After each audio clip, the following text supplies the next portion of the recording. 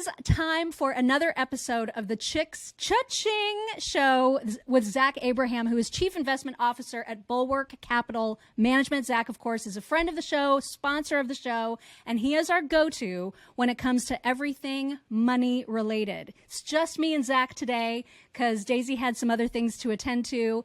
But I know the last time we spoke a couple weeks ago, that was basically our intro show. We wanted to introduce our audience to you, get them familiar with you, and you gave us a nice overview of kind of what was going on in that previous 2 weeks of time. What's changed? What are the big things that have changed in the world of finance for you? Probably the biggest thing that we're paying attention to right now is you've seen a very aggressive and, in our opinion, meaningful move in a lot of commodities. So a lot of people, we all heard about the energy crisis, right? And then it's really died down. Oil settled back down. I think everybody's kind of missing the narrative behind that. The reason that oil's settled down per se was you had obviously Biden rolling through 50% of our strategic petroleum reserve and has gotten us down now to the point where inventories are at 1984 levels. Gosh. Okay. Right. And I don't think people really grasp what a big deal that is, because the economy was 1/5 the size in 1984. Wow. Right. So, so we're not saying we're down to the same percentages. We're down to the same raw numbers in terms of oil inventories that we have here. So oil, and now remember, and all that happened too while China was offline. Their oil consumption was probably down 25, 35%. So they've opened back up, and oil's taken off again. We were just at $60. We're pressing 85. The other big one is gold has broken just today back above its all-time high at above 2050. And what I think's happening right here, and we'll obviously see the way it plays out, but what I think's happening here is people are going, "Oh, that's a sign there isn't a recession." We're in a recession, and the recession is coming, right? I mean, this is all nonsense, but they're getting head faked by the fact that commodities aren't weakening, and that's typically one of the things that happens in a recession. I think people are going to have to wake up to the reality of we haven't invested in commodities for over 10 years, right? So we don't have right? There aren't all of these wells ready just to spit oil out. It doesn't work that way. And what you're seeing, then you hear Biden coming out again talking about our goal is to have, 65% all cars or something by 2034. I don't think anybody knows if they get anywhere close to that goal, commodity prices are going to go insane. Oh my gosh. And the inputs, people don't realize. Everybody go, "Oh, we need green cars." The average internal combustion engine car requires 8 barrels of oil to make it. The average electric vehicle requires 50. Wow. Right? Yeah, you're looking at 6x the amount of copper needed in an electric vehicle as in a traditional vehicle. So all this stuff that they're talking about greening the economy, getting those commodities out of the ground is going to be environmentally devastating. So it's just what are we doing? It's ridiculous. It's nonsense. Like I said, I was on a show the other day, and I just said, when you read through what Biden was just talking about with electric vehicles and everything like that, he may as well have just come out and said, "Look, we're going to sponsor the build out of unicorn ranches all around the country.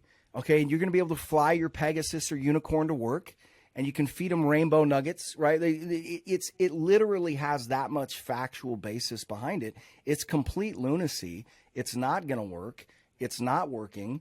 And I think that investors really, and all of us really need to pay attention to what all of these things are going to do to commodity and input costs. And you're seeing them take off, even though you're seeing economic activity slow down. And I don't think enough people are paying attention to that. And there's talk that there's still going to be rate hikes. Is that true? Do you see another rate hike coming? I don't, because in my opinion, they did what the Fed always does. They're late to the party, and then they splash the pot, meaning right, they get behind the curve and then they hike too aggressively. I think that's another thing that's throwing everybody off, where people are going, well, if rate hikes are going to hurt the economy, they're going to do this, then why isn't it happening yet? There's something in finance that we talk about, the lag effect on interest rates, when you want to see the full economic impact of interest rates, it usually takes 12 or 14 months to bear out in the data. And there's always this dead time where people get lulled to sleep. The same thing happened in 08, 09. Go back, Silicon Valley Bank failed, I think, on March 10th. Okay, you go back to 08, Bear Stearns failed March 16th, right? So the similarities are kind of odd there, right? And then the real bloodbath didn't start in the market until September 15th. Wow. And I remember pulling my hair out during that period of time going, this economy is going to go down the tank. Why isn't anybody paying attention? And what you just had to see is you had to see that lag effect, right? You had to see those interest rate hikes and the slowing economy pressure. And I think what everybody right now is saying, okay, we're through the worst of it, right? This is not Warren Buffett was talking about it the other day. You're going to see more bank failures. What Silicon Valley Bank was dealing with, a lot of other banks are dealing with it. And then you're going to start seeing the talk about especially A-class commercial office space. You're going to be looking at 50 to 60% write-downs on this stuff. Wow. And the scary thing about that is that the banks that own all of that paper are the regional banks, the ones that are currently under pressure. So the commodity spike and then watching this issue with commercial real estate, don't let these calm markets lull you to sleep. I think we've just kind of seen the first waves, if you will, and there's a lot more carnage headed in our way. And all of the brilliant elected officials that we currently have in office continue to pass legislation and make decisions that are compounding the problems. Oh and my gosh! So they're not waking up to it. So I'm going to just ask, like, for my own personal benefit here, in the hopes that it also helps others that might be in the same situation. We just signed paperwork to build a house. And so, I know that in some ways pricing on lumber, for example, and other products that are required to build a house have come down somewhat. But have I just made the worst mistake ever in terms of timing of signing on to build, or am I going to be regretting this for the rest of my life? What's happening to housing in general, the whole housing market? Yeah. So first of all, I think that this is not 08, 09. Okay. I think one of the biggest problems that we have with housing right now is a perception problem. So it's widely being reported that housing prices are down 10 to 12% from the peak, right? And we think that you're probably on average, you got to pull back. And again, it's going to be different in certain areas, but I think you need to pull back another 15 to 25, right? Mm-hmm. To get houses down to a place where people can actually afford them. You put those numbers together and you're talking about 30 to 35% dip, and people look at me and they go, Zach, you're saying this is going to be as bad as 08, 09. And I go, no, because in 06 and 07, housing didn't go up 60%. Right. So I think there's a real perception problem. If we pull back 25 to 30% from our high, we're still up 25% over the last couple of years, right? So are people, I think if you're making a life decision like you are and it's time to build a house, then go build it. I don't think you're going to see a huge, drop. Mm-hmm. Where I think people need to be careful are especially younger buyers or people that can't afford to put a lot down, because what the mantra we keep hearing everybody say is, hey, you marry your home, you date your interest rate. Mm. Okay. Well, if you're putting 5 to 10% down on a house and you bought that 3 months ago, the overwhelming odds are 6 months from now, when interest rates move down and you can go refinance your house, you're going to be in a negative equity position. Yeah. So in order to refinance, you're going to have to bring more capital to the table. And if you've never been stuck in a negative equity position, it's not fun. I've been there. 06, 07, I got suckered in, bought my first house, and got sitting on negative equity for like 5 years before we were able to unload it. So I don't think it's the worst decision you've made. And if it's a life decision, and I tell my clients this too, look, if you know that you want to buy something and you see yourself living there for the next 20 years, mm-hmm. and you love it and it's perfect, then maybe you pay 10 or 15% too much, but in the big scheme of things, it's not a huge deal, right?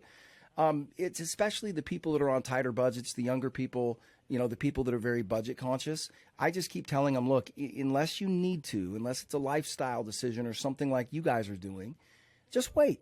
Just wait. Things are going to get cheaper. And the other thing people don't understand is, they go, oh, well, the interest rates are going to go down. I'll be able to refi. Guys, interest rates do not go down in the anticipation of lower prices. Lower prices bring lower interest rates, right? So people are putting the cart in front of the horse. Rates are going to go down, but it will be in response to falling prices. It will not lead it, right? Okay. And so, a guy like Dave Ramsey, who I've got tons of respect for, he's been telling people that housing prices aren't going to go down. And to be clear, guys, I think Dave has helped more people financially than probably anybody else in the United States. So I'm not taking a personal shot. I think the world of the guy. But what people are not paying attention, quit looking at the price of a house. Okay, look at a mortgage, right? That's really what's telling you what's going on. And people aren't buying homes right now because they can't afford the mortgage. Yeah. Right? It's pretty simple. So, yeah, I think there'll be softness, but I don't think in your guys' situation, it's not the worst. It's not. If it's where you want to be for a long period of time, then I think you're going to be good. What is your prediction about what mortgage interest rates are going to do between now and next year at this time, say? Yeah, I think that you're going to see aggressive rate cuts because of the cacophony of just really bad stuff coming down the pipe. And it's fascinating because the stock market seems to be ignoring it, but that's always been the case. Like I just said, the stock market rallied between the failure of Bear Stearns and Lehman Brothers collapsing in 08-09. That's not new. But I think with the aggressive rate cuts, I think you'll see sub 5% mortgages again. I don't think you're getting back to 2.5%, 3%, right? So those days are over, in our opinion. And I think it kind of depends on how bad the recession is too, right? So if they have to cut back to zero, which I don't know if there's plenty of financial stress.